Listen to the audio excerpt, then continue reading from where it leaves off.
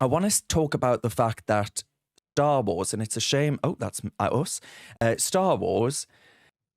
The Disney, of course, acquired Star Wars, Lucasfilms, and they have basically turned everything that was good about it to total woke shit. And they spent $100 million on the latest Star Wars prequel.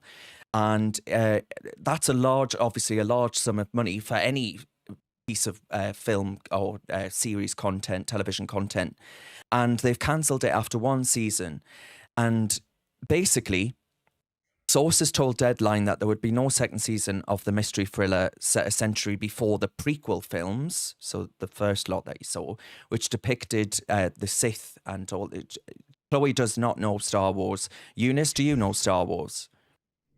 A little bit, yeah. I a little bit. Worked on a Disney. Oh wow!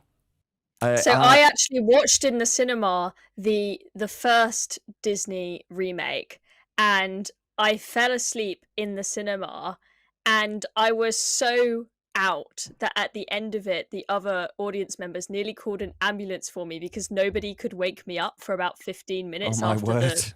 And I woke up to my brother opening my eyelids like this. Not good. Not good. That's how bad. So it must have been really bad because I fell asleep that deeply. Just to give you a flavour then, Chloe, of some of the themes that were in this latest series, this is an article from Them magazine, whatever the hell that is.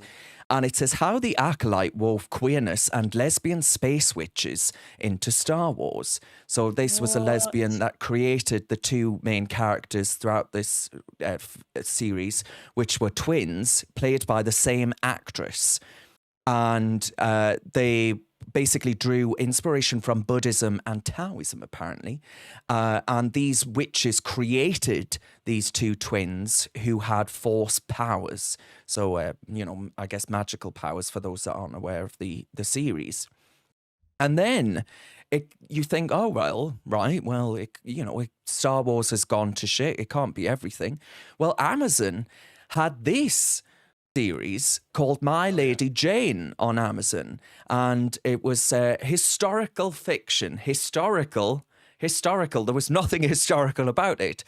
Only the entire history, I said, was entire nonsense. And I said there'll be young kids watching this led to believe that this diversity, equity, and inclusion bullshit is based on realism. You know, that King Henry was indeed a gay black man who had a wheelchair.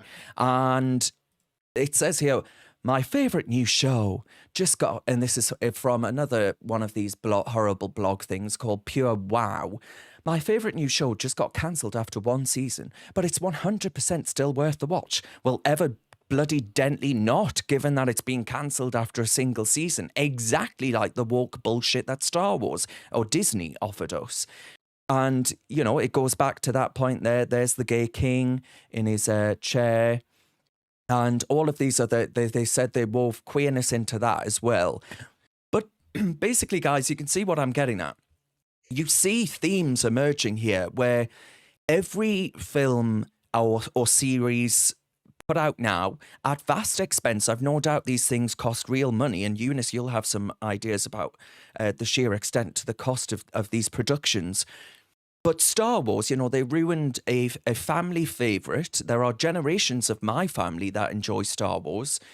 Disney have taken that and absolutely obliterated it into woke mush that is absolutely not enjoyable and all the rest of it. There were some elements, I'll be honest, some elements of The Acolyte I did enjoy. But when you just feel that everything you're watching it through a woke lens, then it puts you off from the outset because you know exactly what's coming, right? You can get the themes that are evident there. And in this one, I just take a great exception to genuine historical characters being painted in a way in which is just a distortion of truth and fact. But Eunice, why do you think this is happening? And one, does it bother you that it's happening? Yes, it does bother me a lot. And I don't really know why it's happening because I heard that Disney made losses of billions of dollars last year. And more people have stopped going to the cinema to watch this woke nonsense. And I feel like, I might be wrong, but I feel like we've reached peak wokeness to the point where people are sick of it now, and the pendulum is swinging back the other way, hopefully. And they've been doing this for a long time, and it's brainwashing the youth, you know? Like, I don't know if you've seen Frozen, for example. It brainwashes women into thinking, oh, we don't need a man. It's not about needing a man. It's about, humans are designed to need each other. And pushing this narrative of extreme feminism and this idea that, oh, you don't need a man, it's just not healthy for the younger kids. And it actually leads to more unhappiness for women long term. Because I read a study that it said women in their middle ages that don't have a family are overrepresented in depression and anxiety. So I just think we're lying to society. And again, this is a lie. We're saying that King Henry was a disabled black man. That's a historical untruth. You're lying to people. And I don't know what the agenda is, because people are not buying it. People are not watching it. People are not spending their money on it.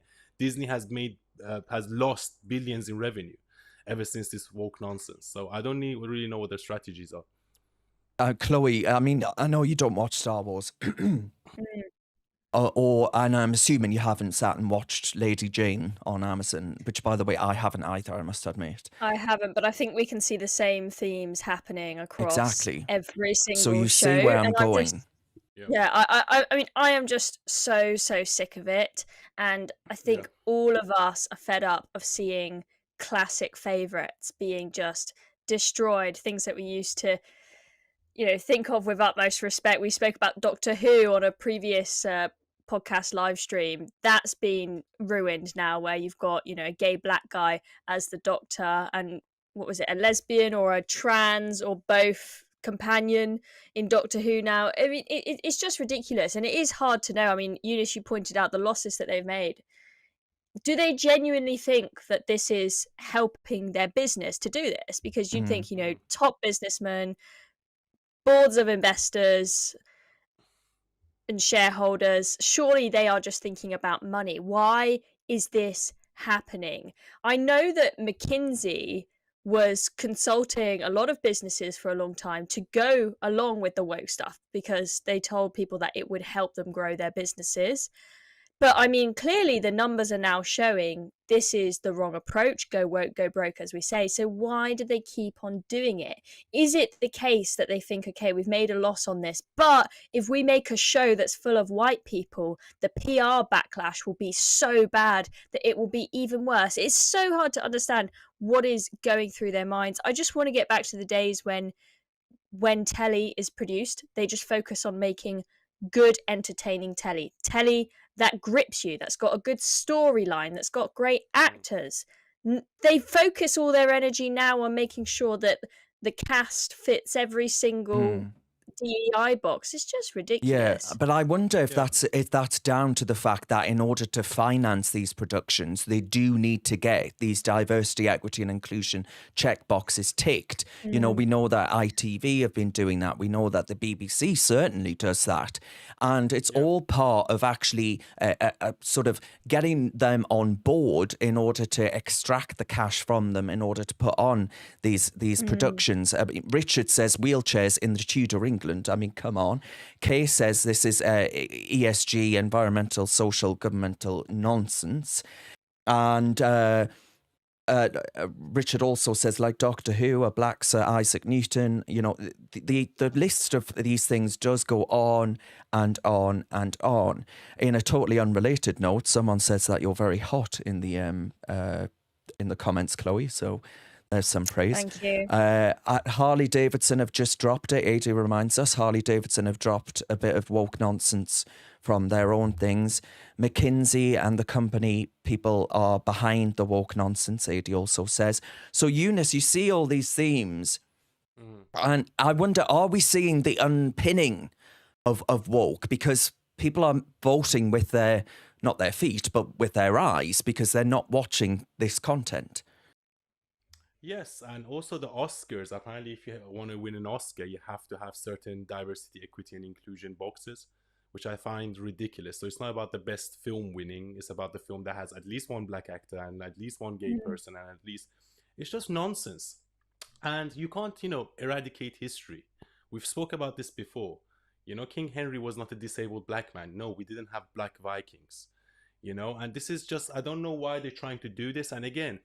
diversity, equity, and inclusion now is actually swinging the other way. Because if you're saying in every single series there has to be like at least 50% black actors, black people are like 10% of the population, so that's not representative. You know, let's just get back to making the best films possible and picking roles based on people's competence and the way they look in the character. I'm not saying don't use black actors or don't use gay actors or don't use men or women. I'm saying pick the best person for the role, and that goes for everything. You know, it's common sense. Glenn, and as you said, they're losing money. They're losing money as well. So I don't know why they're doing it. And that's why I say they've reached peak woke. They've realized that this is not working. So they're like, okay, maybe we should take a step back because we're taking hits. I hope that's true. I mean, as soon as Kamala Harris gets into power, of course, they'll probably want to ramp up all of that. And this woke nonsense will become even greater. And Glennis says, by ticking woke boxes is ridiculous. Do they think we are stupid? Clearly they do. Yeah.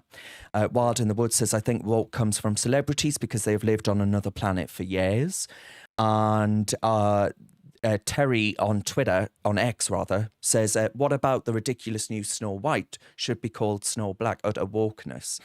And yeah, I mean, Snow White is going to be one to watch because I imagine that's going to lose record sums of money. I really do. Cinderella's going to be played by a man as well. I don't know if that was a joke or not, but apparently Cinderella was being... Do you know, there is a fine line between truth and absurdity these days, isn't there? I wouldn't be surprised if it was played by a trans man, you know? Yeah.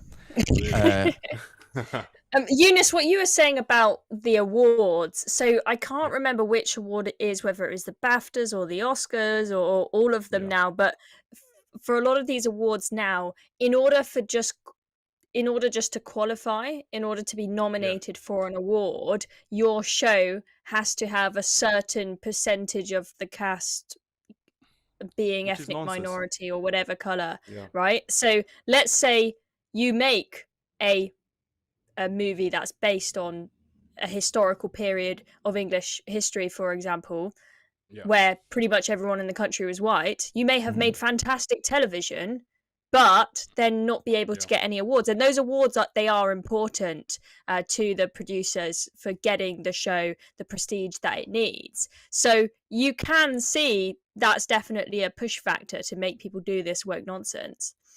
Yeah, and Skaterburn on YouTube says, if you work for any large company, you can bet your bottom dollar you've been through diversity and inclusion workshops or unconscious bias training. Very true.